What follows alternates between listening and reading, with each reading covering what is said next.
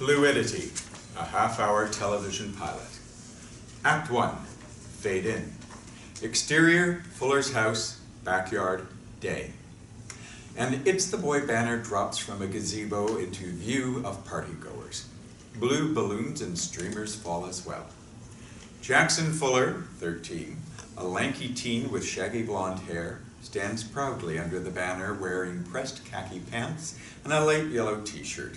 The partygoers cheer as Jackson changes his yellow tee for a navy blue polo shirt. Behind Jackson, his parents, Rita and Frank Fuller, 40s, beam with pride. Rita is short, curvy, and wears her hair in a high bun. She projects a warm maternal presence and gives her son a big hug.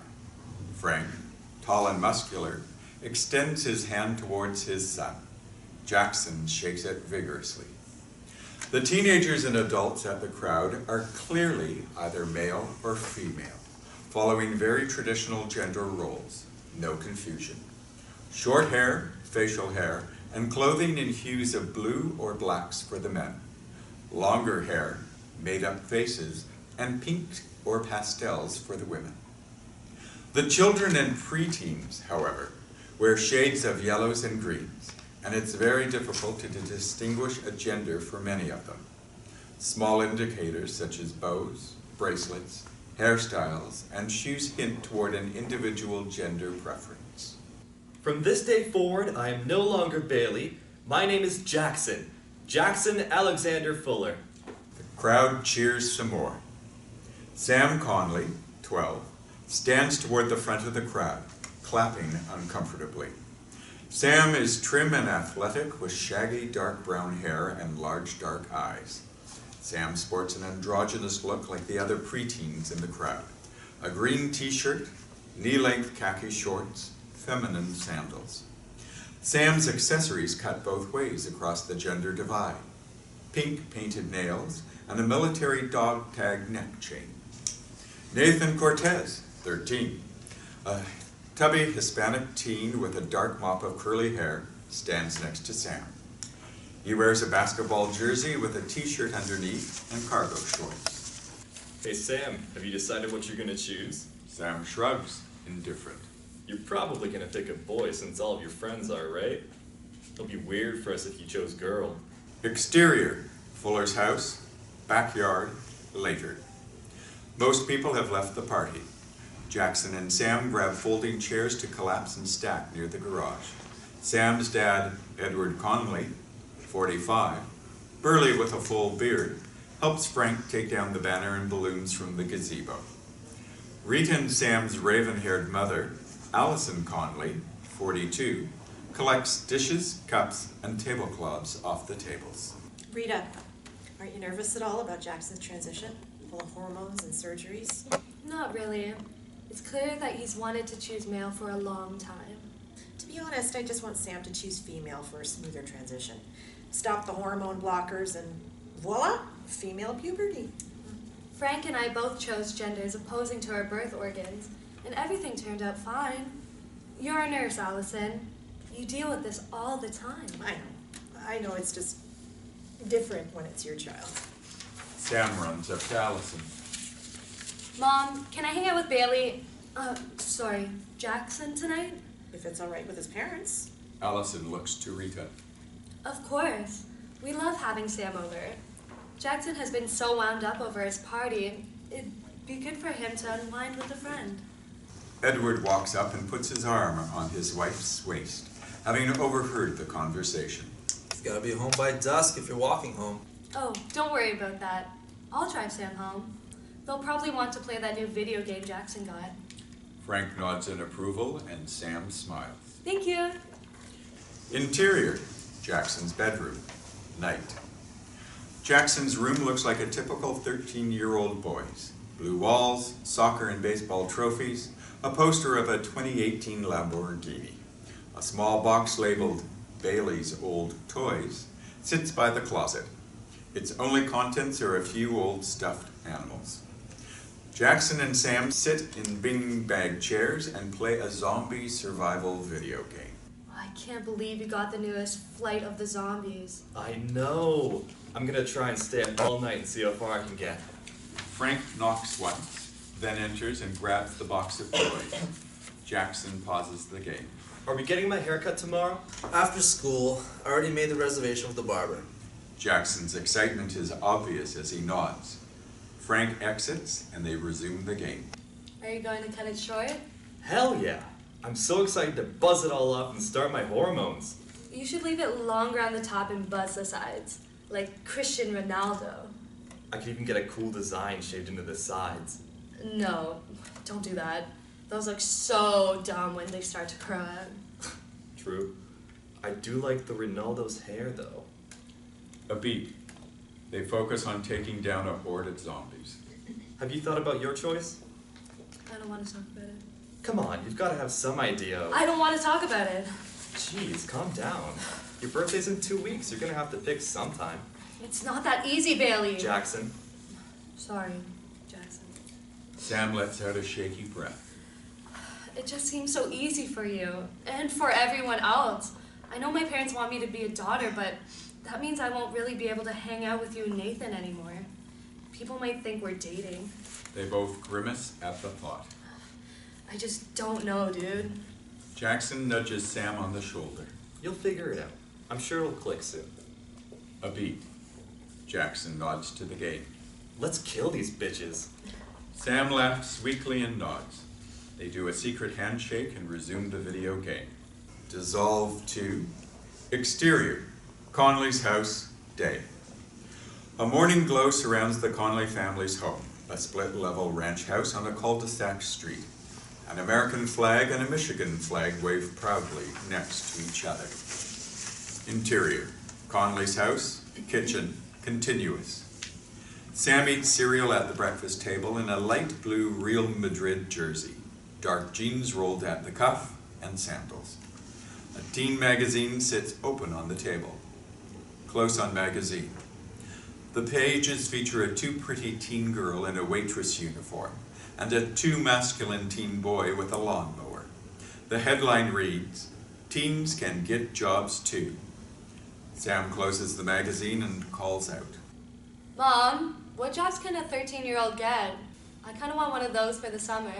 Allison enters wearing nursing scrubs and begins packing her lunch. Well, there are things like babysitting or cleaning houses for neighbors. Sam ponders the possibilities.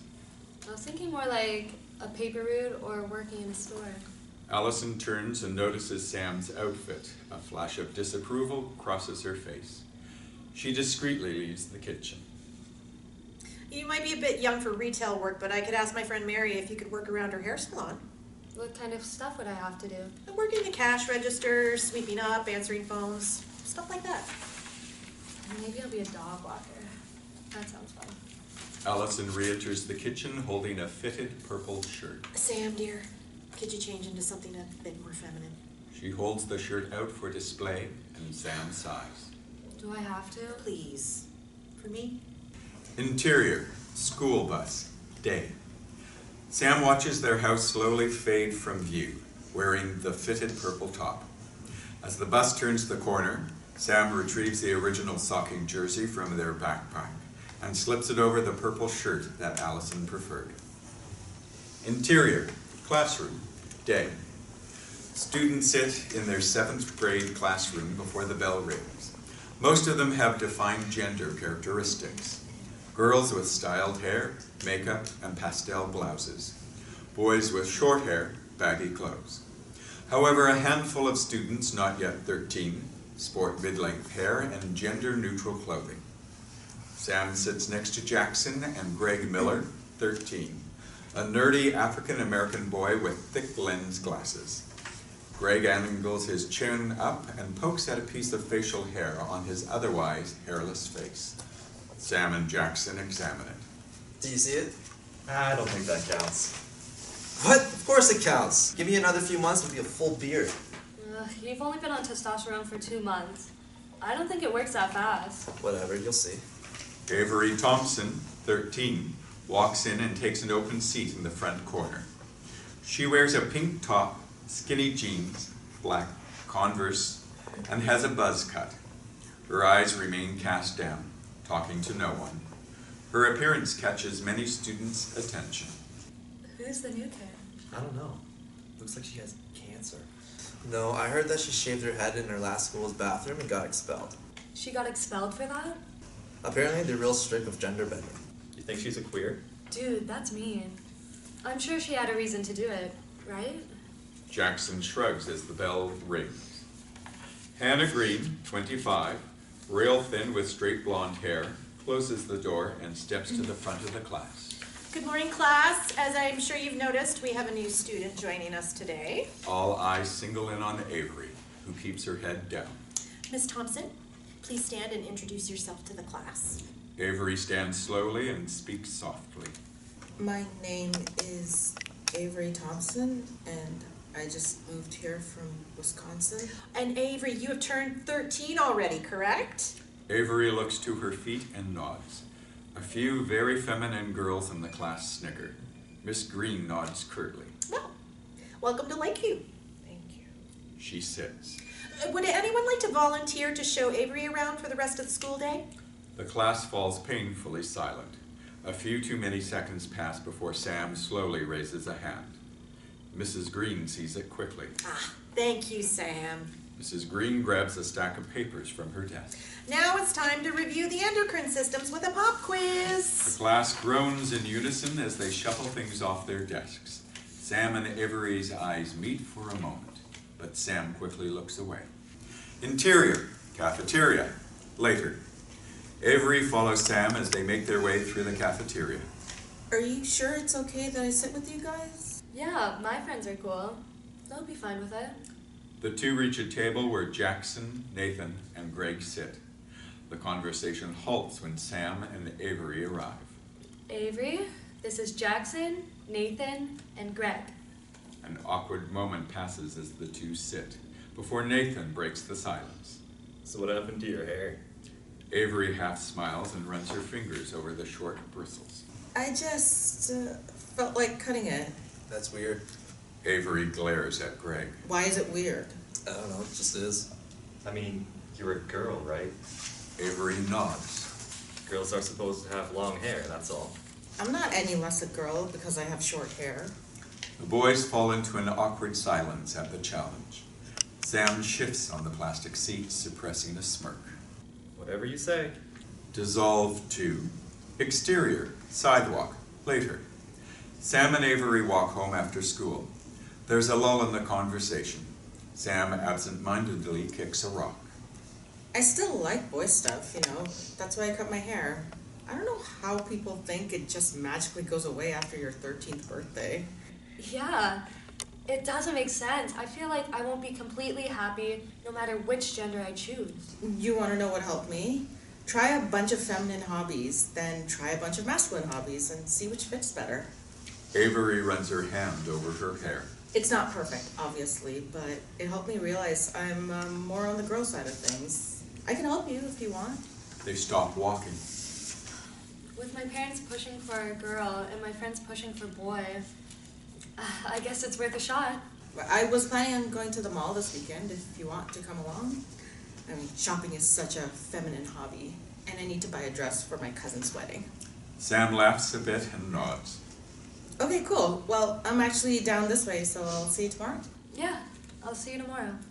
The two part ways, and Sam continues down the sidewalk with a slight smile. Fade out. End of Act 1. Act 2. Fade in. Exterior, Fuller's house, driveway, day. Sam and Jackson, both dressed in athletic tops and shorts, play one-on-one basketball in an empty driveway. Sam dribbles the basketball with precision. Jackson guards him intensely. Sam drives towards the basket, jukes Jackson with a between-the-legs move, and pulls back to shoot. Swish. Jackson laughs and retrieves the ball. You should definitely play next year. I don't know. I haven't played on a team in years. Jackson passes the ball to Sam. So? You're better than most of the guys on the junior high team. They only won one game this season. Sam shoots again. Swish. Maybe. Jackson rebounds the ball and tosses up a shot. He misses. I guess all your basketball skill was in your hair. Jackson laughs and runs his hands along the side of his head, accentuating the short sides compared to the longer top. Maybe I'll get better at soccer now that I've got the Ronaldo's cut. Sam's phone dings in the grass a few feet away. They cross over to the phone and pick it up. Close on phone. A text from Avery reads, "Are we still hanging at the mall today?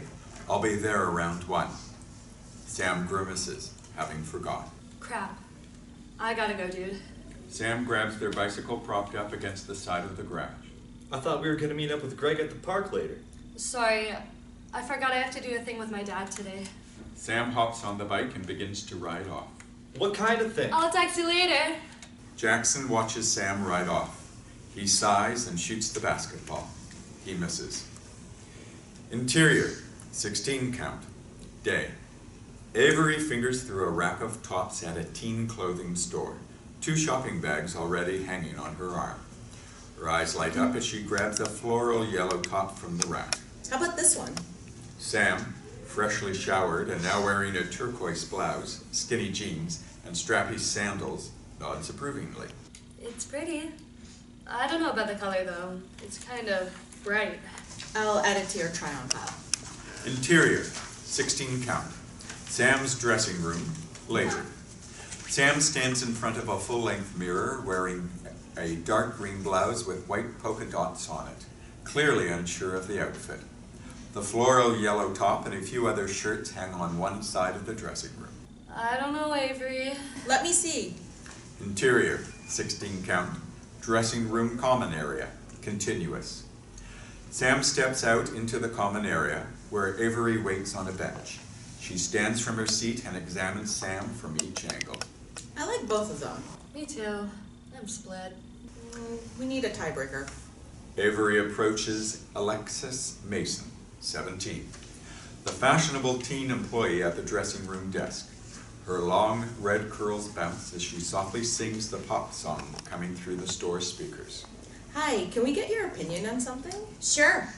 Sam blushes as Alexis walks over with Avery, who grabs the yellow floral top from the dressing stall.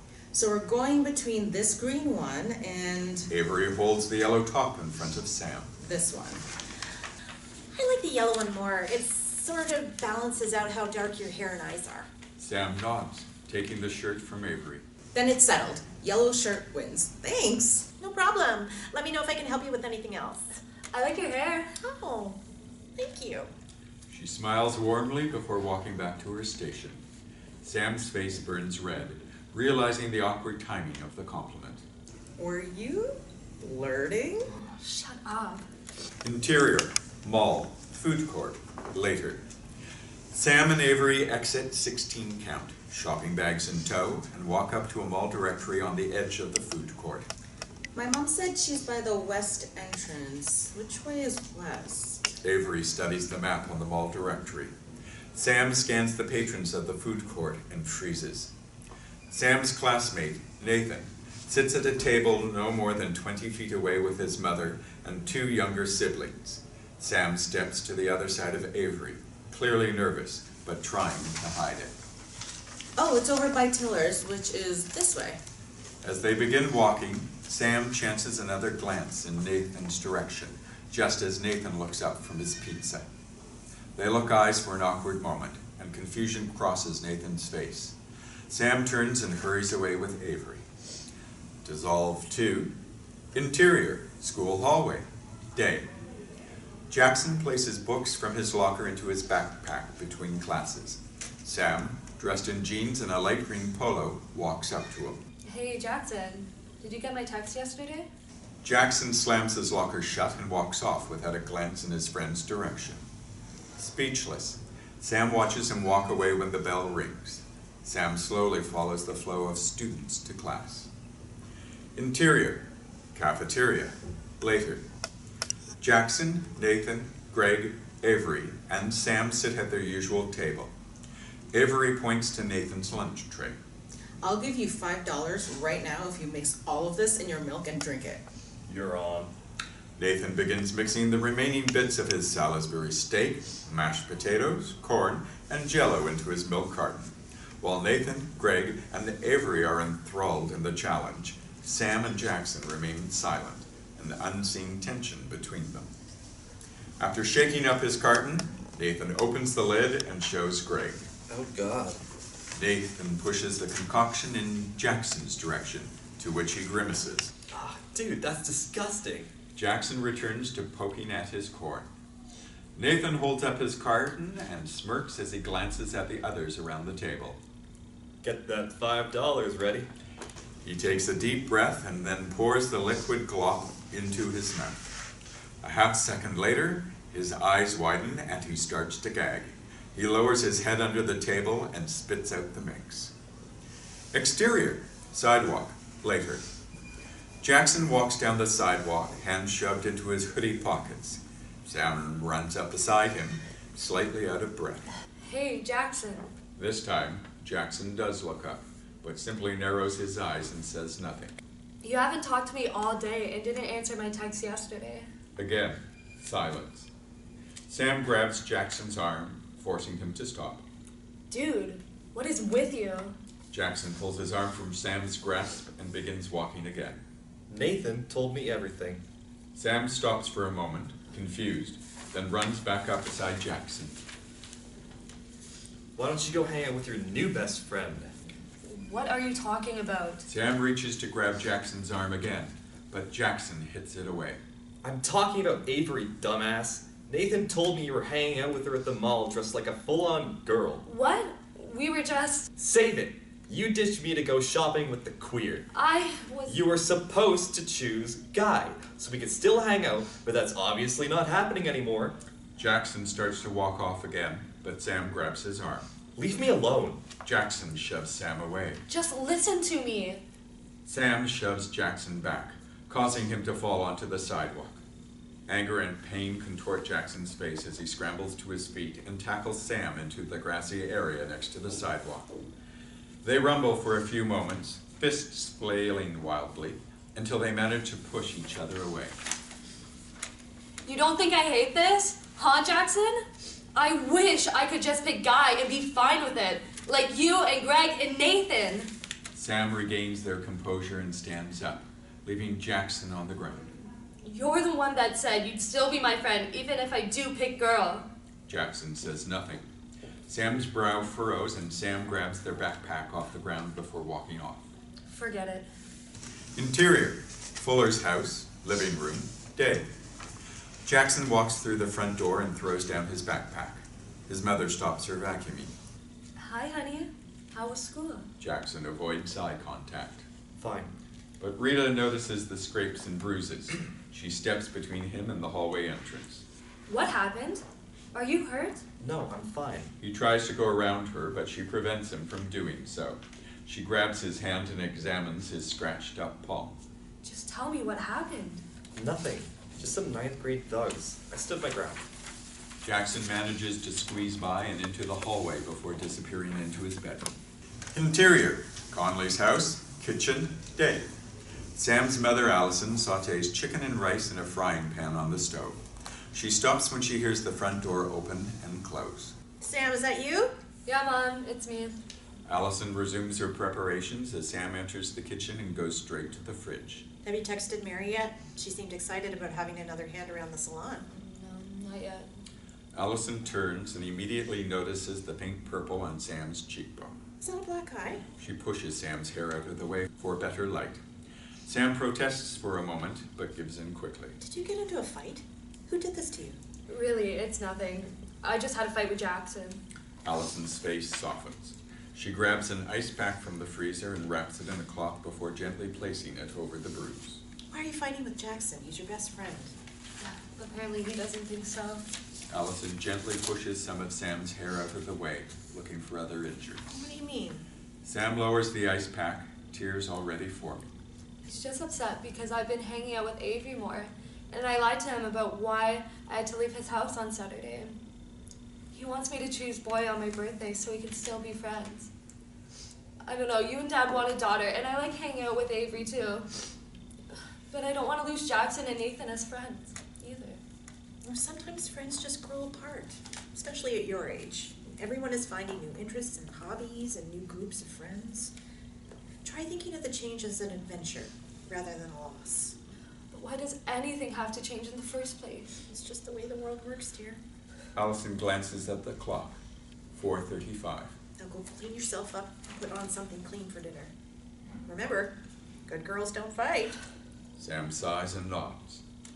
After Sam exits, Allison dials a number into her cell phone. She waits a moment until someone answers. Hi there, Rita. Has Jackson gotten home from school? Interior, Fuller's house, kitchen, day, continuous.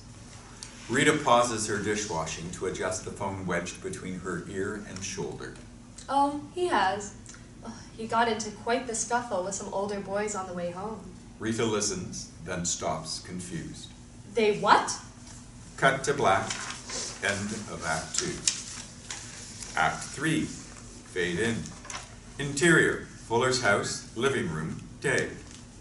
Jackson sits like a wounded puppy on the couch in front of his parents, who stand tall above him. It's one thing to be fighting, Jackson, but why didn't you tell your mother that it was with Sam?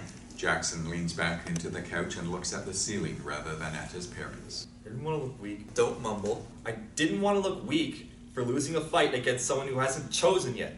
I'm the boy, not Sam. A beat. Sam might not even choose male now. I'm basically lost to a girl. Rita sits next to her son and gently takes his hand in hers. You've only been on your hormones for a week, Jackson. It'll take some time before you see changes. But someday, you'll be as big as your father. Just give it time. You can start coming to the gym with me. Maybe we'll sign you up for some boxing lessons too. Frank nods, as if he's already decided, and exits the living room. Jackson looks to his mother. What if Sam does choose girl? It'll make things weird for us. You know, your father and I were friends for a long time until we started dating. Boy-girl friendships are harder, but sometimes it can lead to wonderful things. Who knows? Maybe in the future, Sam could end up being your girlfriend. Jackson grimaces at the thought. Just what I need. A girlfriend who can kick my ass. Rita chuckles. You still have some time before things start changing. Just focus on making the present nice, and the future will be nice as well. Exterior, soccer field. Later. Sam haphazardly kicks a soccer ball into an empty net on an empty field. Jackson walks up, hands shoved in his hoodie pockets. He stops 5 yards away. Hey. Sam looks up, but turns their attention back to the soccer ball upon seeing Jackson. Jackson takes a few steps closer. Look, Sam, I'm sorry, okay? Sam stops and turns to Jackson, considering the apology, but says nothing. Oh, now you're the one giving me the silent treatment. Yeah, you're being an ass. I know. I just don't know why it's so hard for you to choose. Avery gets it. I know she does. And I was a jerk to her too. Jackson pauses, frustrated that the words won't come out. I just hate that she can show up out of nowhere and suddenly you guys are best friends. We're not best friends. It's just that no one else understands why it's so hard for me to choose. You got rid of all your girl toys and clothes like last year. It was no question who you wanted to be. I just don't get why you'd want to be both. People are gonna call you queer and beat you up. That's not my fault. Okay, you're right. Look, we've been best friends since we were in preschool. And I don't want to change that. Even if you do pick girl, or whatever. Jackson holds his hand out to Sam. Are we good? Sam thinks for a moment, then nods. Yeah, we're good. You gotta stop saying queer though. Jackson nods and Sam holds out a hand as well. They do a secret handshake. Besides, you're gonna need some muscle behind you. Sam playfully grabs Jackson's bicep. What muscle? You and Nathan? Shut up, dude. Dissolve 2. Interior, cafeteria, day. Sam, Jackson, Avery, Nathan, and Greg sit at their usual lunch table, food half eaten in front of them. Jackson tosses a grape into the air and catches it in his mouth. Sam does the same. Avery tosses a grape in Jackson's direction. It bounces off his eye and they laugh. Jackson retrieves the grape and throws it at Sam, igniting a mini grape fight between the members of the table. Interior, Conley's house, living room, day. Allison sits on the couch reading a home and health magazine. She looks up as Sam returns from school. Oh, good. You're home. Get ready, we're gonna be late. Late for what? Allison smiled. Rita called me and said you and Jackson worked things out, and that is a very mature thing of you guys to do. So I thought I'd surprise you with a mother-daughter spa day. A mother-daughter spa day? You know, Allison gathers her purse and keys. you know, manis, pedis, massages, facials. Just go change real quick and we can go. Do we have to? Just try it, honey, it'll be fun. Okay. Oh, you should wear that top you bought at the mall last weekend. Interior, Haley's Spa, day. Sam and Allison sit in spa chairs as employees tend to their feet. Allison is right at home, while Sam fidgets every once in a while, new to the whole experience. Other mother-daughter duos dot the store. Some girls only a year or two older than Sam, but all very feminine. Sam leans back into the seat, trying to relax, and turns to look out the shop front's window. Sam's point of view. A group of 4 teenage boys skateboard in the parking lot. They skate and laugh as they attempt tricks, high-fiving each other when the tricks land. Sam shifts upwards to try and get a better view of the boys, splashing a bit of water on the employee. Oh, please keep still if you can, hon. Oh, I'm sorry. Sam returns to sitting normally. Allison looks up from her magazine. You'll get used to it, dear. They have these mother-daughter days a few times a month. And we have discounts for newly chosen girls until their 14th birthday. Oh, that's wonderful. We can use that extra money to go shopping. Doesn't that sound like fun, sweetie? Mm-hmm. Allison smiles and gently tucks some hair behind Sam's ear before returning to her magazine. Sam examines all the women in the salon, relaxed and chatting away with each other, then turns again to the window. Sam point of view. The boys continue laughing and skateboarding. Sam sighs deeply. Fade out. End of episode 1.